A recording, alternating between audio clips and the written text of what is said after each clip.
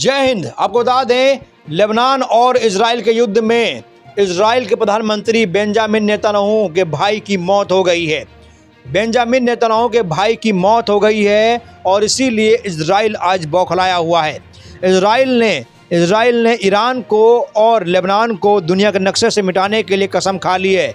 किसी भी वक्त परमाणु हमला करके दोनों देश नक्शे से मिट जाएंगे।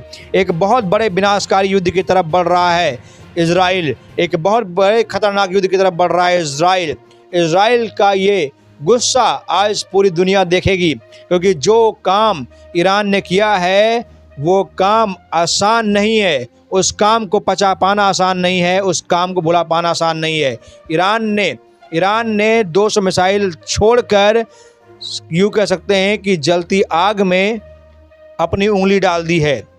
सवाल ये है कि जब जंग लेबनान से हो रही थी, इजराइल से हो रही थी, तो ईरान क्यों बीच में कूदा?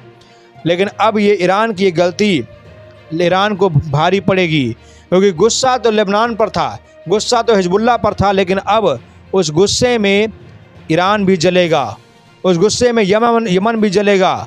अब कई देश जलेंगे और जलेगा हिंदुस्तान भी।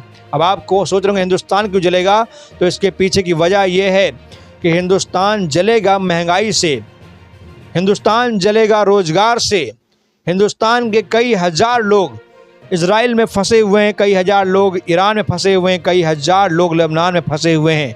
उन लोगों को निकालना अब हिंदुस्तान के लिए मुश्किल हो गया है, क्योंकि रात दिन हमले जारी हैं। और आपको बता दें, हिंदुस्तान में बहुत बड़ी मात्रा में जो तेल है वो ईरान से आता है, और अब ईरान में जंग के बादल जो है छा गए हैं। जंग यूँ कहें जंग शुरू हो चुकी है। अब वहाँ से तेल का आयात होना भी नामुमकिन लग रहा है। ऐसे में अब हिंदुस्तान में भी महंगाई बढ़ सकती है, पेट्रोल के दाम बढ़ सकते हैं, पेट्रोल 100-150 के पार हो सकता है। तो बहुत बड़ी खबर और बुरी खबर भी है दुनिया के लिए भी और ख़ासकर हिंदुस्तान के लिए भी। लेकिन इस जंग से ये जंग किस तरफ करवट लेगा इसको बता पाना बहुत मुश्किल है, क्योंकि इस जंग में अमेरिका भी कूद रहा है, रूस भी कूद रहा है, दुनिया के बड़े बड़े देश कूद रहे हैं।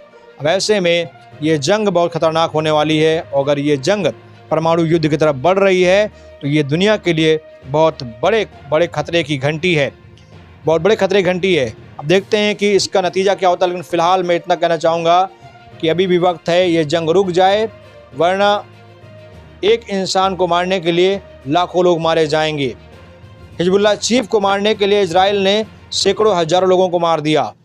इसी प्रकार ईरान में जिसने भी ये कार्रवाई की थी उसको मारने के लिए ईरान के हज़ारों लोग मारे जाएंगे, लाखों लोग मारे जाएंगे। मतलब कि अब बहुत बुरा होने वाला है दुनिया के लिए, जिसको बता पाना मुश्किल है। बहुत बहुत धन्यवाद।